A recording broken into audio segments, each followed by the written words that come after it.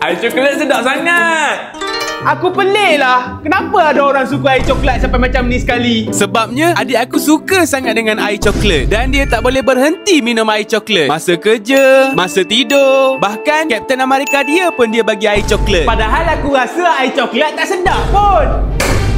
Jadi sebab tu aku akan buat dia benci air coklat. Cara pertama, aku akan letak cuka dalam air coklat dia. Patutnya kalau cuka dah banyak macam ni, dia tak akan minum air coklat dah lepas ni. Oh, sedapnya. Oh. Sedapnya. Rasa sweet sour. Disebabkan cara pertama gagal, aku akan guna cara lain. Hikman, sini jap. Kenapa? Tolong buat air coklat yang untuk aku. Okey, ini air coklat dia. Aku akan campur dengan budu. Mesti dia takkan minum air coklat dah lepas ni. San. Ni air coklat kau dah siap dah. Terima kasih.